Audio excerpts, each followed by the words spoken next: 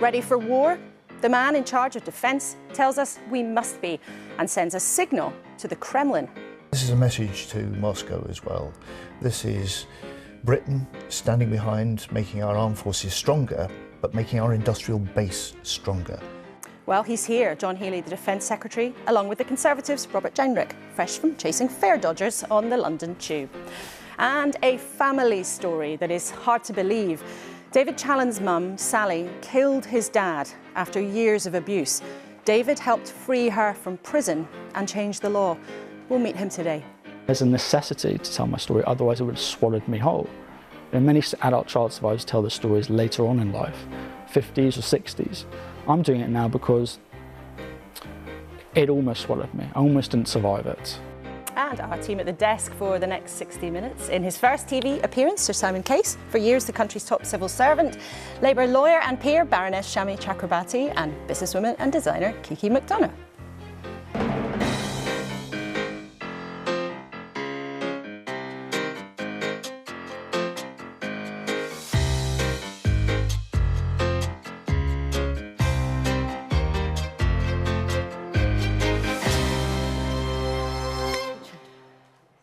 Morning. Let's start, as we always do, with what is making the news. Defence, no surprise, is the splash for the Sunday Times. It claims the government's planning to buy jets that could carry nuclear missiles. Not the same as ordering new nukes, but interesting nonetheless.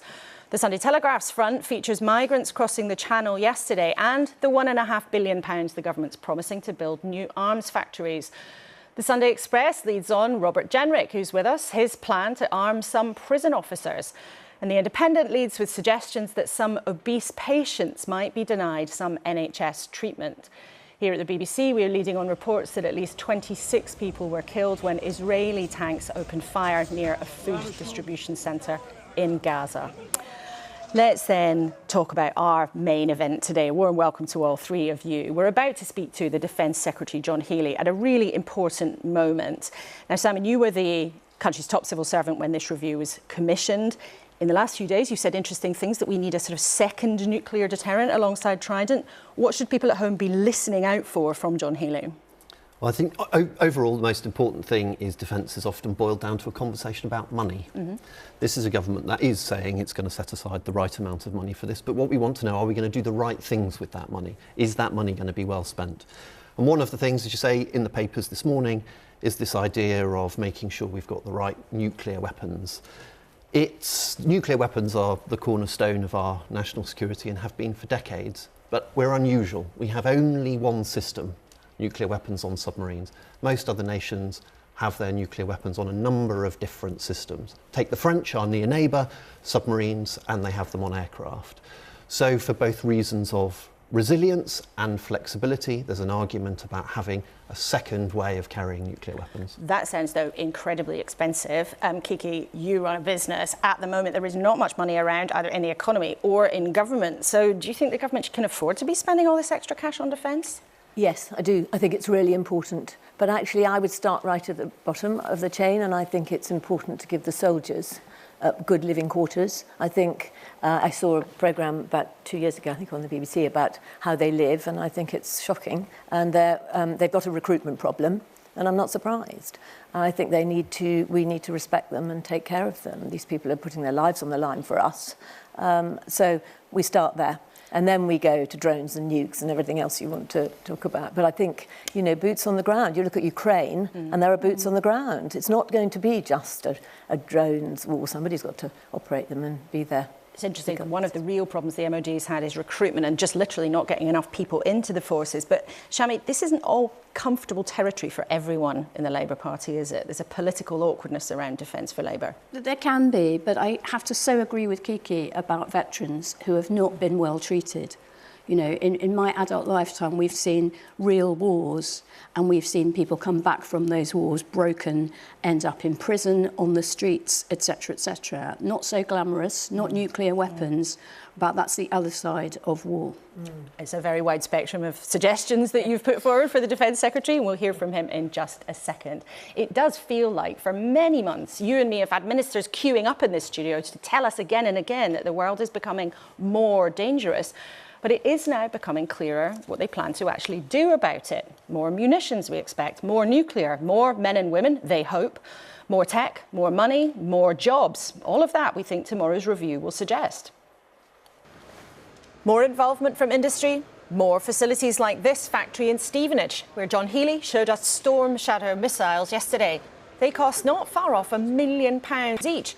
And this year they've been used in the skies above Ukraine as part of the effort to fend off Russia. You can see by these colours, we're actually the red team, the bad team. But the defence review is not just intended to say more, but to convey a signal to the UK's foes, especially the Kremlin, about the commitment this government is willing to make.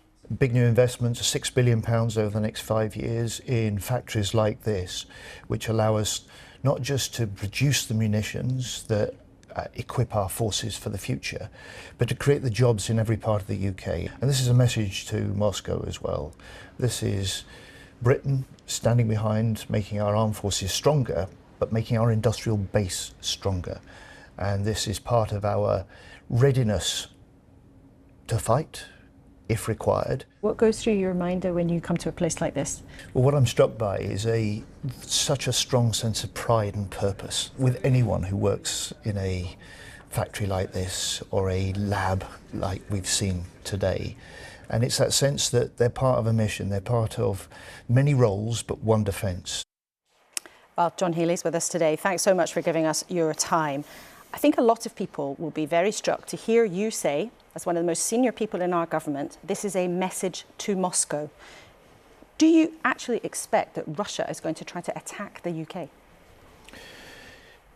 Russia is attacking the UK daily as part of 90,000 attacks we get that are linked to different states on our defence system in cyberspace. It's one of the reasons that we're acting already, and we're putting an extra $1 billion in to create a new cyber command and to link our armed forces with the digital connections that make them more effective in the future. So we're in a world that is changing now. We've got to respond, and it is a world of growing threats. It's growing Russian aggression, it's those daily cyber attacks, it's new nuclear risks, and it's increasing tension in other parts of the world as well. And so the SDR, the Strategic Defence Review we publish tomorrow, will set out a vision for how our forces must respond, but how we can keep the British people safer as well. And cyber attacks are a very serious risk, but they're very different to something that people might imagine when they hear you say we must be ready to fight, or when they hear the Prime Minister or read the Prime Minister in the papers this morning saying we are being directly threatened by states with advanced military forces. So just to be really clear, this is incredibly serious. Are you actually telling people you expect there in the next few years to be some form of attack on this country? We have to be prepared. NATO has to be prepared. We see Putin in Ukraine trying to redraw international boundaries by force. For the first time since the Second World War, we've got full-scale war in Europe. It's part of the growing Russian aggression, and it's why NATO itself, as well as the UK, is stepping up our ability to deter as well as to defend in the future. And it's that strong deterrence that will give us the greater security in the future. But part of the deterrence is not just making our forces stronger, it's making our industrial base stronger. So the big defence investment, by diverting funds from overseas development aid, will go into reinforcing the British industrial base, more jobs in every part of the UK. But just to be really clear about this, when you say ready to fight, are you worried enough to make big changes because you think there is actually a threat of direct conflict in this country? Because I think saying we have to be ready for war is going to sound like that to a lot of people. Maybe you can reassure them or make them feel more concerned. Look, the world is more uncertain. The tensions are greater, but we prepare for war in order to secure the peace. If you're strong enough to defeat an enemy, you deter them from attacking in the first place. That's what has made NATO the most successful defensive alliance in history. For over 70 years, it's helped keep the peace and the stability in Europe. And so it's the same principle now. Faced with greater conflicts, faced with greater uncertainties, we have to be more ready to fight in order to avoid the wars we do not want to fight. And you mentioned NATO there, the partnership of many democratic countries, all pooling resources and promising to protect each other. But NATO right now, its leader is calling for significant amounts of extra cash. And we heard Simon Case say there, it's not all about money, but it is very much about money. You've said you have no doubt that the country will spend 3% of the share of our national income on defence by 2034. But that's nearly 10 years away. And I just wonder, do you have a specific guarantee of that from the Chancellor, from the Treasury? Because our viewers know, and they've heard it before, if the Treasury is not saying yes officially, if it's not in the spreadsheets, it ain't guaranteed to happen at all. Well, I look at the way the world's changing. I look at the way the Chancellor is fixing the economic foundations of the country. I see increasing growth. I see the Office of Budget Responsibility rising its forecasts for growth in this country. You know, I have no doubt that we'll hit that ambition of meeting 3% but the question is during the next Parliament. But we're not. This is not about next Parliament. This year, the Chancellor has put an extra £5 billion into defence.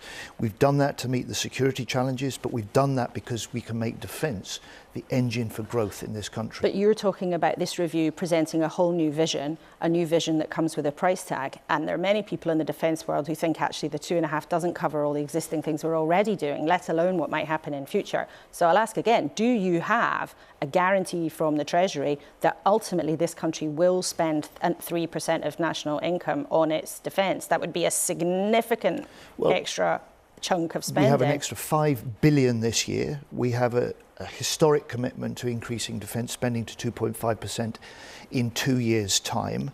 We haven't hit that level since Labour was last in power in 2010, and an ambition to meet 3% in the next Parliament. So it's still just an ambition, that's not a guarantee? This is enough to deliver the vision of the SDR, a vision that will see a transformation of our armed forces, where we combine the power of innovation and tech and autonomy alongside the heavy metal of tanks, artillery and planes. A plan in which we see a defence dividend, the extra money we put into defence, bringing new jobs, new tech, new businesses right across the country. And above all, putting defence people right at the heart of our defence plans with better pay and better housing. That's how we strengthen our armed forces. It's how we make the British people safer. And of course you want to emphasise the commitments that you've got to spend money in the next couple of years. But this is about also what comes next. It can take years to get anything built in the defence world. That's why the long term matters so much. And your allies in NATO are saying it must be more. The head of NATO is saying that countries should be spending, we expect 3.5%. And in a couple of weeks, there's a big get-together, a NATO summit in The Hague.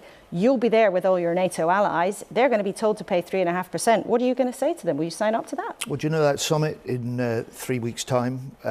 There will be talk about funding profiles and percentages of GDP. But at the heart of this is not just how much the nations spend, but how we spend it. And you will see just as much concentration on what are the capabilities that NATO together needs in order to deter adversaries in the future. And the summit will be as much about those commitments we make, and the SDR delivers the vision for us to be able to step up. But you know, Secretary of State, it is also going to be about how much. The head of NATO has said that, President Trump has said that. The pressure will be on for countries to commit to 3.5%. So will you sign up to that? Because it sounds like you feel you can't. Well, we've made a historic commitment to increase defence spending, the largest increase since the end of the Cold War. It's how much you spend, but also how you spend it. And the SDR gives us the vision for the future. So in a few weeks, you're going to say to allies, sorry, we can't do 3.5% yet. It's not happening. In 3 weeks' time, we're going to say, as we are, we're a country and a government with a NATO-first policy. We've recognised, and I've argued for 5 years, that European nations in NATO need to do more of the heavy lifting, and we will. I want to put Britain at the leading innovation edge of NATO nations, and we will. And the Brits have always been ready to step up. But we're doing that now, and we will do that in the future. The SDR gives us the direction for how to do that. But the UK won't be saying NATO first if it's near NATO last in terms of not signing up to the target. But let's move on to some of the practical questions. Sure. And I'd like, if we can, to go quite quickly through these, perhaps, because Okay. there's so much that we can talk about. Everyone knows that the army's been depleted. There have been real challenges with getting people to join and then stay in the forces. Your target's 73,000, but the number's gone down since the election. So when do you think you'll hit the target of 73,000 people in the army? You're right. 15 years of a recruitment and retention crisis in our forces. Last government set and missed targets every year in every service for those 14 years. So when do you think you'll hit your target? So we've narrowed the gap, but we've still got more people leaving than joining. The first job is to reverse that trend, and then I want to see in the next Parliament our ability to start to increase the number of our So full-time not till the forces. next Parliament. So you're saying this is transformative new vision, but you're not going to increase the forces until after the next general election, which is in 4 years' My first time. task as Defence Secretary is to reverse that long-run decline, that deep-set crisis in recruitment, deep-set crisis in retention. And it's one of the reasons that I gave the biggest pay rise for 20 years to our armed forces last year, another above-inflation increase for this year, and why this week I've committed an extra £1.5 billion, as Kiki was saying, £1.5 billion extra in this Parliament over the next 5 years to upgrade forces housing. It is a scandal that we've expected our armed forces families to live in conditions that you or I would not tolerate. Okay, let's ask about something else specific. The UK currently doesn't have a medium helicopter programme after the retirement of the Puma helicopters. When will the new ones be in use? So that's a procurement in progress at the moment. Those sort of judgments we'll make in due course. Tomorrow, the SDR, that will set out the way that we've got to think afresh about the requirement to be ready to fight if required, stronger to deter, about the way that we reinforce our defence industrial base using the defence investment increase that we're using by diverting the overseas development money, and crucially, how we put the innovative technology in the hands of the warfighter, because what Ukraine tells us is the nation that is able to harness the power of technology, recognizing the nature of the changing warfare, will give their forces the battlefield edge. And that's what we will do. But speed is very important here too. I mean, you talk to people in the defence sector, they say it's not necessarily what you buy, it's not necessarily how much you spend, it's also about how quickly you can deliver it. And an answer in Parliament revealed recently, you've only ordered 3 more drones since you've been in charge. You spent 10 months doing this defence review, and I think people will hear there are lots of fine ambitions, fine words you're talking about this morning, saying a new vision, you want to repurpose what the country's doing, this is a moment of real new threat, and you must make these changes. But you won't hit your target for rebuilding the army to the number of soldiers it should be at until the next Parliament. You've told us that the decision about new helicopters will be in due course. I just wonder, listening to you, you're saying this is a message to Moscow that we're strong and ready to fight, but actually the message to Moscow might be, you know what, we'll have to get back to you. No, the message to Moscow is that we will transform our armed forces, they will be stronger and British people will be safer. But by when? We are acting with urgency. Since the election, we have let more than 600 major contracts. Just today, we're announcing the £6 billion for munitions, including at least 6 new munitions factories. This is about the readiness of our forces to fight and therefore to deter the wars of the future. But it's also about the readiness of our industry. That's the lesson from Ukraine. An armed forces is only as strong as the industry that stands behind it. So what we're looking to put in place is not just replenish the stockpiles of the missiles that we may need, but also to make sure that in Britain we have the industry that's capable of innovating and is capable of producing and scaling up if we face conflict in the future. And do you think that the UK should have a new extra way of delivering nuclear weapons? Well, the SDR tomorrow will talk about the new threats that we face. Won't get into the sort of discussions that need to remain private, not public, but my job as Defence Secretary is to make sure that we defend the country. And I want to make a broader point about the nuclear deterrent, which is this. For over 70 years, our UK nuclear deterrent has been the ultimate guarantee of security in this country. It's what Putin fears most. And we are the only nation in NATO that commits our nuclear deterrent in full to the defence of other NATO allies. And strong deterrence is absolutely vital to keep us and our NATO allies safe. Viewers will remember, it was about 12 weeks ago, the Prime Minister sat there and said he was going to build a coalition of the willing. You yourself said shortly after there would be reassurance forces, potentially British troops on the ground in Ukraine to protect the peace that people want to see so much. Where is the coalition of the willing? The coalition of the willing is the discussions of around 30 nations, the commitments that many of those are ready to make, to the planning that we are leading alongside the French. And this is about nations that are prepared to stand by Ukraine, just as we are in the fight against Putin, so we will in the peace that we hope the Trump-led negotiations will secure. But it'll be in the context of any negotiated ceasefire that we look to be able to secure that peace long term, to build up the Ukrainians, because in the end it's the Ukrainians that are their best deterrent against Russia reinvading in the future. But are you, as our Defence Secretary in this country, still prepared to put UK troops on the ground in that country to help protect a peace? So Keir Starmer's made that very clear. If necessary, I and the Prime Minister are willing to do that. We want to do that if the circumstances allow us, as part of a way of leading international support for Ukraine in the event of a negotiated peace, one that ensures that peace will last long term, that Russia will never again consider invading Ukraine, and it's the Ukrainians themselves that ultimately will be their best guarantor and their best deterrent for that in the future. Our job is to support them become that. There are so many things we could talk about, but I want to ask you briefly about reports this morning that 26 people have died in Gaza after Israeli tanks opened fire in a crowd near an aid centre. For you as a Defence Secretary, could you see yourself ever presiding over, ordering, planning the kind of campaign that the Israelis have been waging against Hamas in Gaza that has seen the loss of so many civilians' lives, scenes of such devastation, and people at risk of famine? Is that an acceptable way to conduct a war? It's intolerable.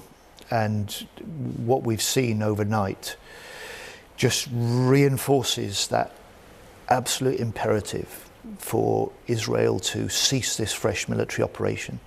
It's an argument I made to my counterpart, the Israeli Defence Minister, very recently. The British government is arguing very powerfully alongside other allies. Israel must cease this new military operation. It must open the floodgates so that aid can get into those Palestinian civilians. And the work towards that hard negotiation of a long-term peace has got to start. And we are giving our full support to the US, Egyptian and Qatari-led efforts to reinstate a ceasefire in Gaza. It's absolutely essential for those Gazans. You mentioned the US there. Your counterpart in the US, Pete Hegseth, said yesterday that the Chinese invasion of Taiwan could be imminent. Do you agree with him? He was stating what everyone has recognised, that President Xi has put his own forces on a footing to be able to have the military strength if required. We and the US and the international community are quite clear. This is part of the, if you like, the complexity and uncertainty of But do you think it could be imminent? That's what he said. Our job, alongside the US and other allies, is to say to the Chinese, don't pursue any of your purposes by the military means. Don't disrupt the regional security and stability. And where we can play a part in reinforcing that regional stability, for instance with the carrier that the UK is sending into the Indo-Pacific at this present, or our alliance with Australia and with the US over new submarines for the future, we can play a part in reinforcing that regional security and saying to China, pursue this, resolve this by diplomatic and not by military means. There are a lot of very complicated threats you're dealing with on your desk, but I wonder, some people watching this morning might listen to you talking about how the UK can be protected from threats from thousands of miles away, but then see pictures of channel crossings, the numbers of people able to get into small boats, make a short journey to the UK. If you cannot, which it seems you cannot, keep your promise of smashing criminal gangs to stop that happening, how can people have confidence that you as a government can protect us from huge adversaries like Russia and China? Look, there's no overnight solution for this. You know, the truth is that Britain lost control of its borders over the last 5 or 6 years.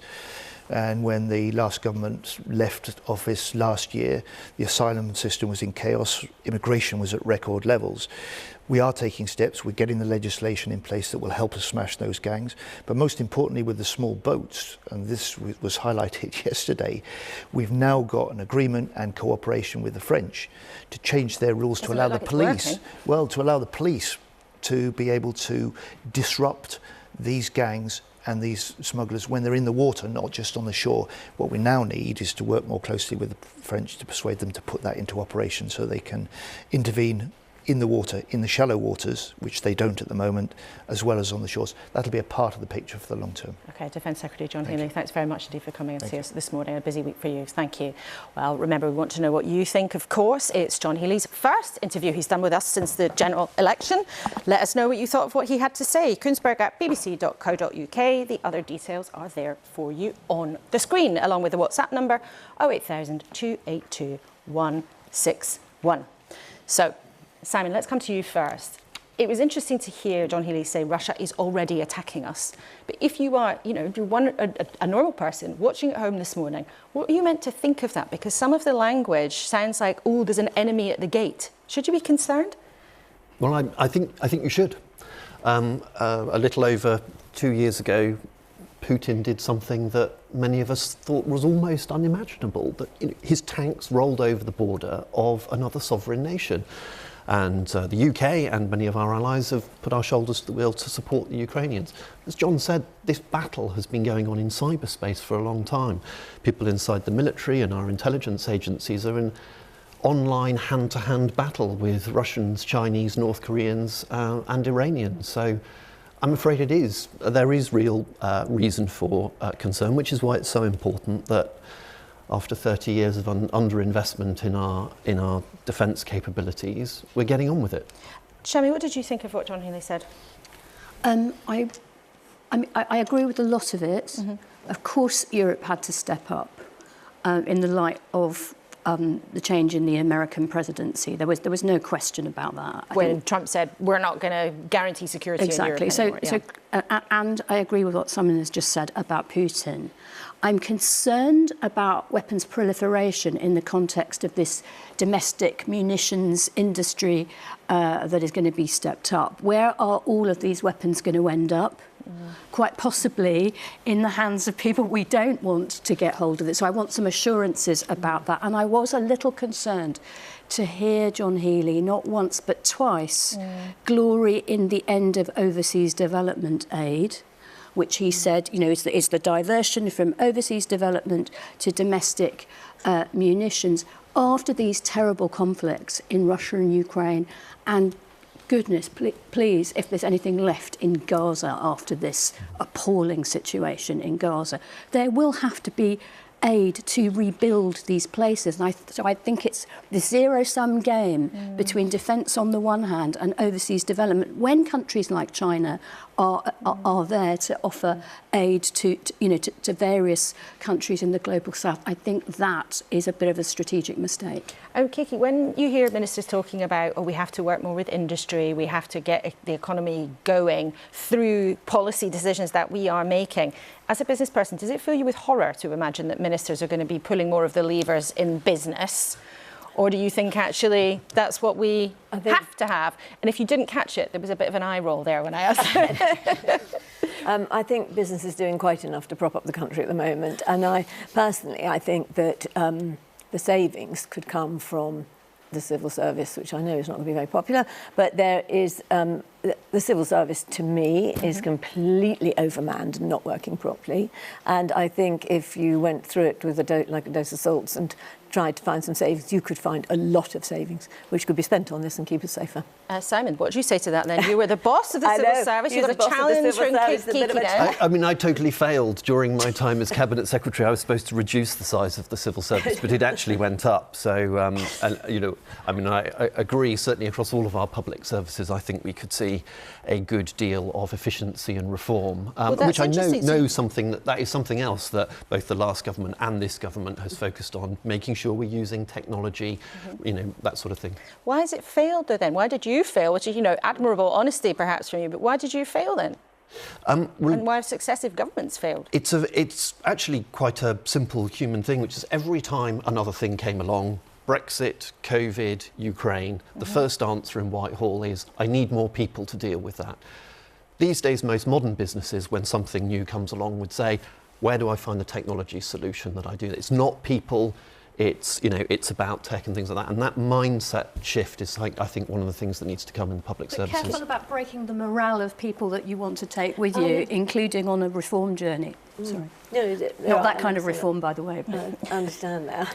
I just think that I think there were about 60,000 extra people who were taken on for Brexit and COVID, and I think they're still there. And I think you'd probably be able to confirm the numbers better than I could, but around that, and they're still there. What are they doing? Simon? A good number of very important things, I will say, but yeah. it is definitely true that across all of our public services, we could find a more efficient and effective way of doing things. And some of that, I mean, Shami is absolutely right. This also relies on recruiting the right sort of people who are motivated to perform public service, and it's the job of the senior leaders like me, failed, I admit, to give them the technology that they need to do their jobs well. Just before we move on from defence, it is going to feel like a very big moment tomorrow. But tell us this, Simon, if something has not been guaranteed by the Treasury in Whitehall, does that mean this is going to happen, or does that mean that you may as well put your finger in the air and wait? You're absolutely right to focus on Treasury spreadsheets, Laura, and I'm sure, you know, that the Chancellor is publishing the next 3 years' worth of those spreadsheets, as you put it, in about 2 weeks' time, the so-called spending review, which will set out government spending for the next 3 years. And I'm pretty sure that she and her team right now are in their offices working out what should go in those spreadsheets. So it's important that we look in about 2 weeks' time, 10 days' time, about what's in those spreadsheets. OK, so I think that's a yes. If it ain't written down, it's not necessarily going to happen. Shami, I wonder for the government, you know, you are a Labour peer, you're not necessarily a big fan of Keir Starmer's brand of the Labour Party. Where do you think all of this focus on defence leaves the government? Does it change the atmosphere around them? Keir Starmer's talked a lot about security since the beginning of this year. And you know, flags everywhere, etc., etc. And that doesn't make everybody in the whole Labour movement feel warm and fluffy inside. I think it needs to be certainly balanced with stronger language on giving people the basics. Food on the table, fuel that they can afford, shelter, a better life for their children and grandchildren, all these things that people are not feeling very comfortable about. That really matters to people. To remember, the British public ejected Winston Churchill in the 1945 election for Clement Attlee's government, which is about the NHS, the welfare state, and all those things that we hold dear too. So I think these messages certainly need balance. And it's one of the difficulties for the government. And how do they keep their party happy? How do they keep the public happy? Which is not always the same thing. Simon, I'm just really fascinated to know, you were still in your job being the boss in Whitehall when this government came in. We heard so much before the election about how well prepared they were. And I think it's fair to say that did not turn out to be the case. What went wrong? I'm pleased to say that's not actually a question for me. That's a question that you should ask politicians about the preparation. The one thing that I think was very clear, and I think people all over the country, your viewers will understand it, is this government walked in and on the dashboard of government there were red lights going everywhere on the economy, on public services, the international scene. And I think that was a pretty breathtaking experience for a group of politicians who hadn't been in power for 14 years, to come in and think, you know, here are all the things we promised, but this is the reality of the inheritance that we faced. It was a really difficult challenge. That's a difficult challenge for really experienced government ministers, let alone people coming in fresh. You can talk about the gazillion-pound black hole that the last lot left you with. You can do that for so long. There comes a point when you have to have a story to tell about the sunny uplands on the other side. There needs to be a vision for people to get behind, and sometimes I'm not seeing it. Kiki, what would you say about that, having watched them walk in? Well, I can't understand a government who would walk in saying they want growth, because obviously growth pays the bills. Yep. You know, businesses pay the taxes, pay the bills, and who walks in and says, right, we'll put up employers' contribution because that's a really good idea, which of course has lost so many people jobs who've got families and mortgages, and I was sitting there listening to that. I just couldn't believe my ears. You then say you're going to take away the winter fuel payments, and I think there are people out there who don't need the winter fuel payment. I'm very happy to give up my winter fuel payment for somebody who needs it more. And so we were, I mean, the first budget, you just thought, what is happening? It was like someone threw chaos at us. And Simon's nodding to that. I mean, you were there trying to ensure stability as one government moved to the next. What was it like? Was it chaotic and behind the scenes? It wasn't chaotic. I think the scale of the challenge was huge. I think the thing that I would very much agree with Kiki about, and it connects to something that you put to John Healey, this extra spending on defence has to go into the pockets of British companies, British workers. It's really important that this isn't, it is about spending money, but it is about making sure that industry and British businesses get an opportunity to shine. And there are some amazing jobs for particularly young people all across the country, places like Barrow, where I do some work. There are great jobs, fantastic, high-skilled, high-wage jobs in the defence industry, and it's really important that we get some of this extra defence money into their hands. OK, all three of you, thanks very much for now. I'll be back with you a bit later on. Now, you might remember the story of Sally Challen and her son's extraordinary campaign that changed not just their lives, but the law. Sally killed her husband. She never pretended that she hadn't, and she was sent to prison for murder in 2010. But while she was in jail, her family discovered the extent of years of abuse and torment that he had used to control her.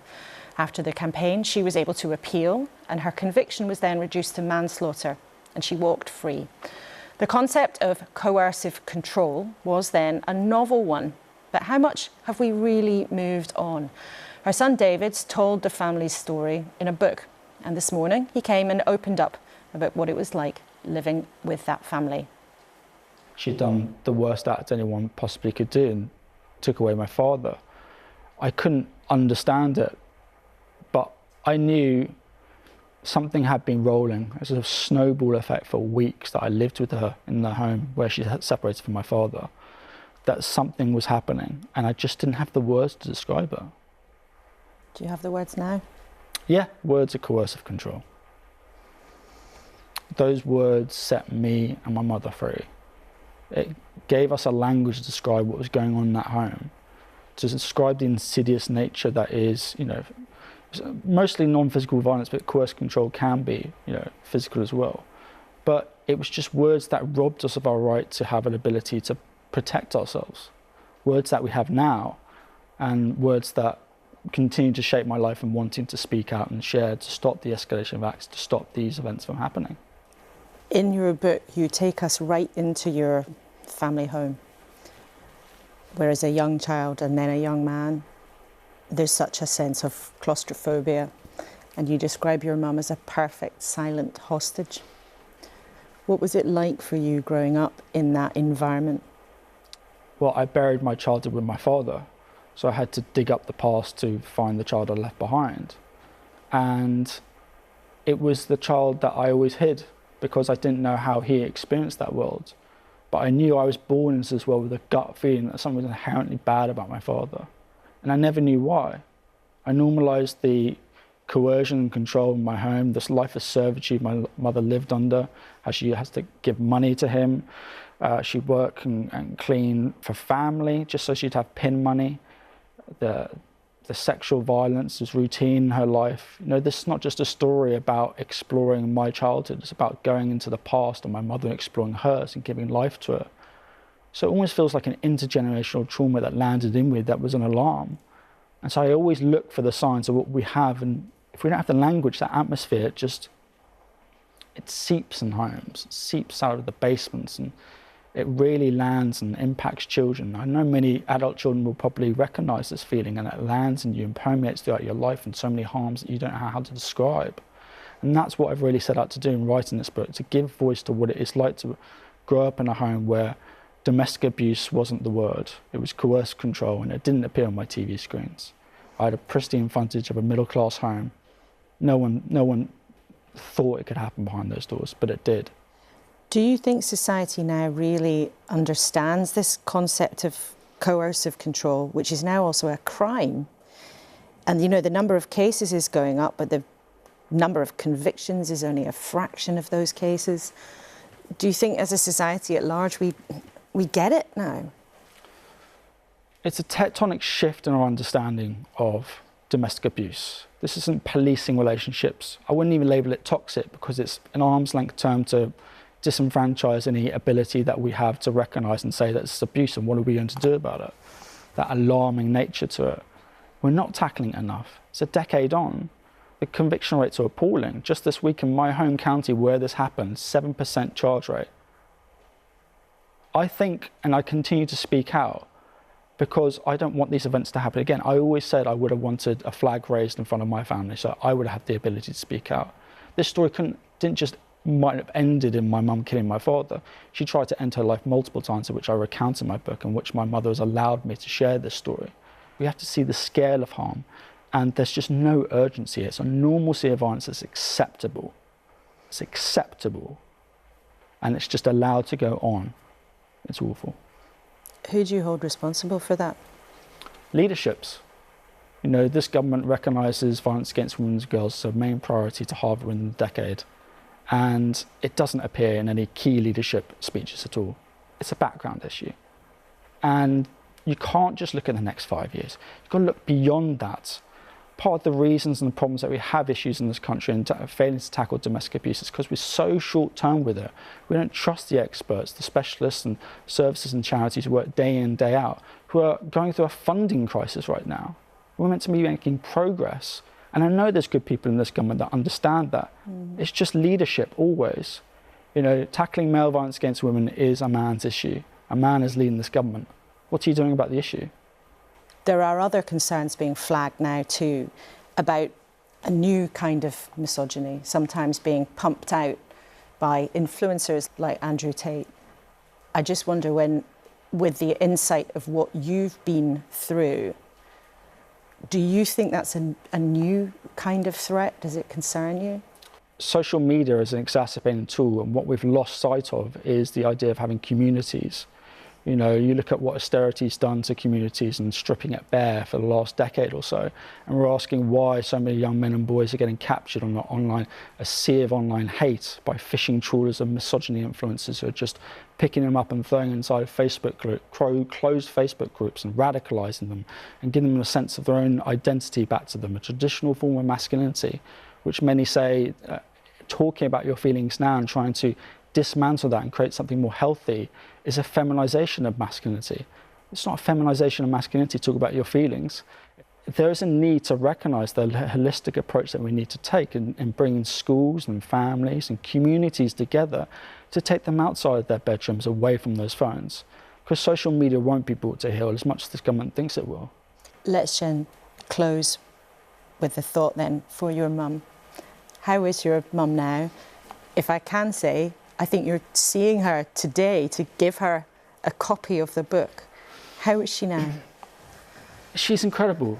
You know, she was a woman at the age of 15 who was captured by my father at the age of 21, and her life was groomed before it had even evolved into an adult person. So to see her grow coming outside of prison and find a happy life is an amazing thing to see. You know, she has an acre of land and she has peacocks that run around, and I'm so happy for her. And writing this book together, The Unthinkable, was really a togetherness of sharing her story, which has been difficult, but I'm immensely grateful to her, immensely grateful to the women in my life, and it's a privilege to share the story. David Challen, thanks so much for coming in and sharing your story with us today. Thanks so much. Thank you. And if you've been affected by any of those issues, there's lots of help available, many of it on the BBC website, so do have a look. Now then, you know that there are ongoing ructions in the Tory party, miles behind in the polls, muttering about Kemi Badenoch's leadership. She told us last week people would be angry with the Conservatives for some time to come. One of her team is in a hurry, though. Robert Jenrick made headlines and tried to break the internet this week, posting a video of himself chasing fare dodgers on the London Tube. And today, Mr. Jenrick, you're saying that prison officers, in some circumstances, should have guns. So under what circumstances would lethal weapons be used in prisons? Well, good morning, Laura. Thanks for having me on the show again. Look, our prisons are in crisis right now, and I'm warning today, as I have in the past, that unless the government acts, it is only a matter of time before, sadly, a prison officer is going to be held hostage and potentially killed. You've already seen situations like Axel Rudakabana, the incredibly dangerous prisoner who was the Southport killer, attacking, allegedly, a prison officer. You've seen the Islamist terrorist Hashim Abedi allegedly attacking a prison officer. And for these extreme high-risk prisoners, we've got to have the backs of prison officers. And to me, that means ensuring that within our prisons, there are specialist trained officers who have access to, in emergency situations, lethal weapons, not walking the wings, but have access to them if they need them, and that we give them stab-proof vests, that we give them tasers, that we give them baton rounds. We give them the confidence and the equipment that they need so they don't come home at the end of the day fearful for their lives and, God forbid, no one gets killed. And at the moment, the government is considering tasers. They're going to trial that in the summer. The Prison Officers Association says yes, please to tasers, yes, please to stab vests, and the government is considering that. But going to firearms in a jail is quite a step. So in what kinds of circumstances would they be used? And how would putting more weapons into a prison actually make them safer?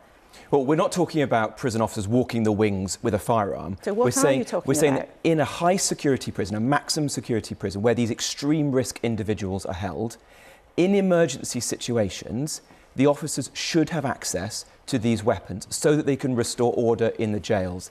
Earlier in the year, the Chief Inspector of Prisons, Charlie Taylor, wrote a report predicting that it was only a matter of time before drones would be used to get weapons, explosives into prisons. He could see terrorist incidents being planned from our prisons. And some of those things have already come true. Just this week, we've heard a prison officer being stabbed, and it is believed that the knife was brought in by a drone. So this is going to happen, I'm afraid, and the government are dithering.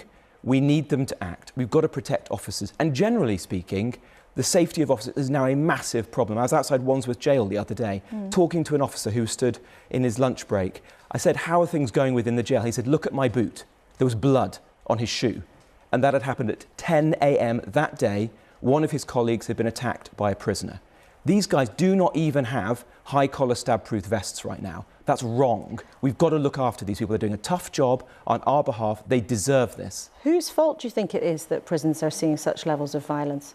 This has been a problem for a very long time. I am the first to say that we should have done more as a government, but we're in opposition now. It is my job to bring forward good, sensible solutions to try and protect these people. That's why I've asked the former prison governor, Ian Aitchison, to do a rapid review. He has brought forward these proposals, which I'm giving to the government today and saying, do something about this. Because if you don't, I'm afraid the consequences are going to be very, very severe. But it is also part of any politician's job to be responsible for decisions that they were part of making. And you were part of the Conservative government. You were in the Home Office, not the Justice Department, but you were a government minister for a long time.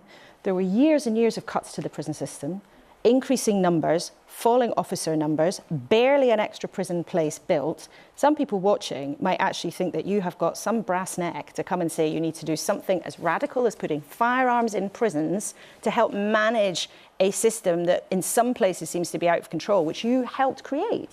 Well, look, I do think that we should have done more when we were in office. We built 13,000 extra prison places.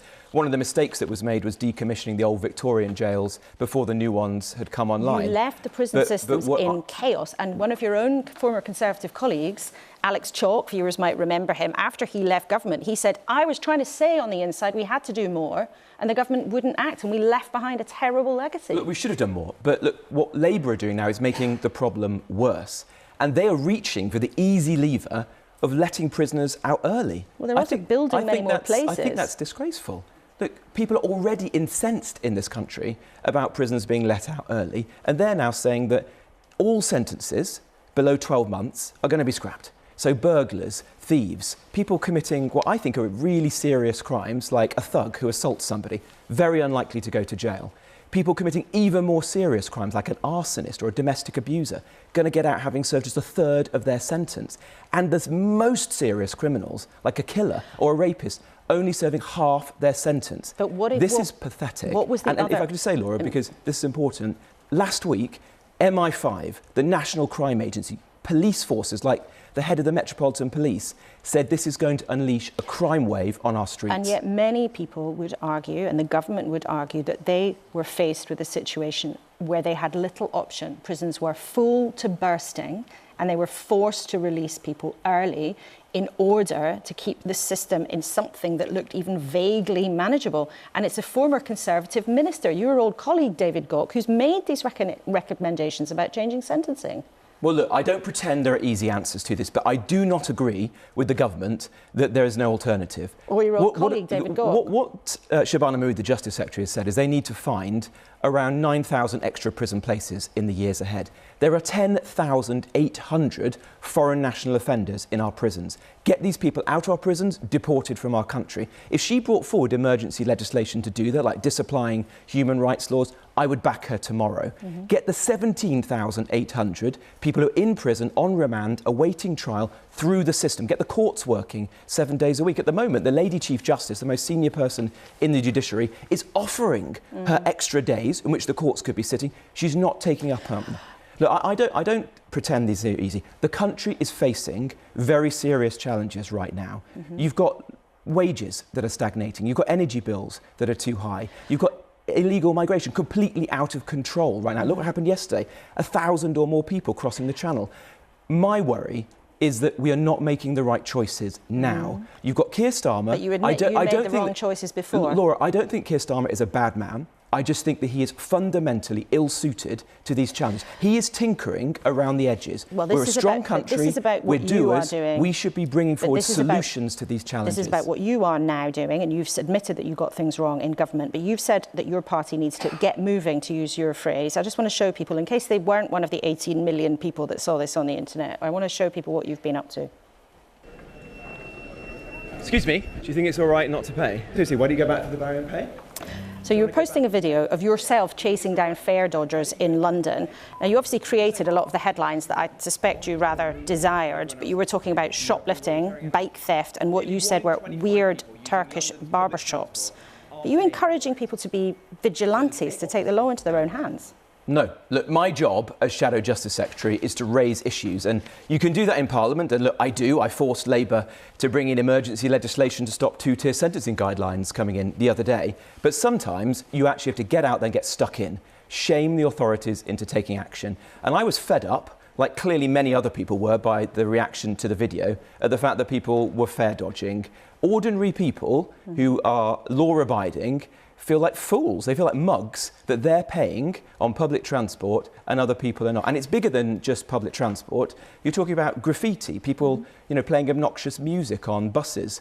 You're talking about shoplifting, mobile phone theft. There's a genuine sense, I think, in the country, if you get out of Westminster, that the public realm is deteriorating. And would you do that again? You do it when there isn't a camera following you? You do that kind of thing?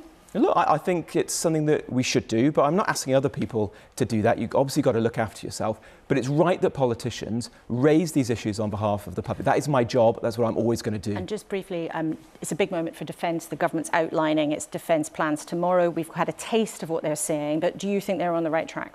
We live in a dangerous world. It's absolutely right that we invest more in defence. It's good that there's this commitment to 2.5%. I think we should go further. We want to see 3% reached in this Parliament. 9 years is a long time to wait if you think the country should be on a war footing, as the Prime Minister has said. And I think John Healey is a very good man who's doing his best in the national interest. But you heard him today fail to commit to reaching the 3%. There is no firm commitment from the Treasury. And you've got Rachel Reeves, a Chancellor who has broken promise after promise after promise over the last 9 months. So why would we trust her to keep a promise that's 9 years away. OK, well, the Chancellor will be in big focus in the headlights herself with the spending review in a couple of weeks' time. But Robert Jenrick, it's great to have you with us in the studio, as always, on a Sunday morning. Right then, let's see what was our panel's reaction to what Robert Jenrick was talking about there. Shami, you're a lawyer. You studied the legal system for a long time and worked in it. Yeah. What do you make of the Conservative set of proposals we've just heard about? Well, I think the phrase you used at one point was brass neck. So the Justice Department and the justice system had, I think, the biggest cuts during those years of Conservative austerity. I think at one stage it was something like 40%. And that means not enough police officers, not enough court time, not enough prosecutors. And it's all very well for Robert Jenrick to do his little surveillance operation and become a social media influencer for people who aren't paying their tube fares. But that's not going to help victims of rape and violent crime who have not been getting through the courts in the way that we would want. So I think that's all. It's all fun for social media, but goodness me, that's after 14 years of austerity in the justice system in particular. Simon, is it credible what the Tories are putting forward? I mean, do you see them as a credible force now? You worked for successive Conservative Prime Ministers. Do you think the current setup looks like a credible operation? Well, the first thing to just say, reflecting on conversation before, prison officers, those are some of the many civil servants working day in, day out on behalf of our community across the country. And they're the people that we're talking about. When you go on prison visits and you see what prison officers have to do day in, day out, they are they are an unrecognised group of public servants, and they do remarkable things. Shami says we have a sort of national problem about crime and justice. We are, as electors, creating an environment where politicians promise us more and more tough on crime. We recruit more police officers, we increase sentences, we're creating new crimes all the time in legislation, and yet year after year after year we're failing to invest in our prison service. And we cannot go on like that. This problem has to be solved. It would be my view that Rob Jenrick said that he criticised the government for having to reduce the sentences that people would now face because of the overcrowding in prisons down to 30%. I suspect had the Conservatives won the last government, they would probably have had to do exactly the same thing. Kiki, when you look at the Conservatives, and I suspect they're more your natural tribe than the Labour Party, do you think how they are working at the moment is credible?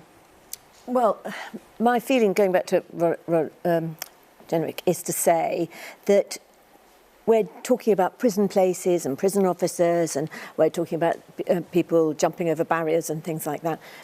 But actually, let's try and stop crime in the first place.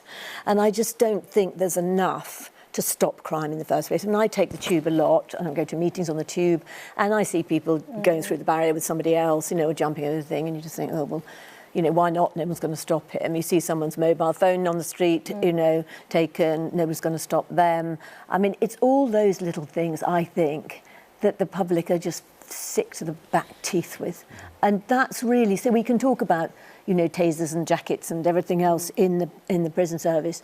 But I think it's much more fundamental than that. And I think we need to start tackling the crime at a much lower level, which then when you've committed 5 crimes and no one gives, no one finds out, you just go commit more. And just final brief word to you, Simon. Having observed, the Labour politicians in the last stint of your job and Conservative politicians for many years before, when does this sort of balance switch? When does Labour stop saying the Tories made a terrible mess?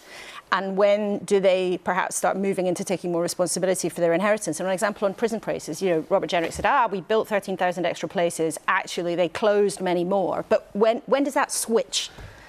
I suspect the general public doesn't really believe any of them on any of it. That's the general message, and probably what we'd all like is politicians to talk less and listen more.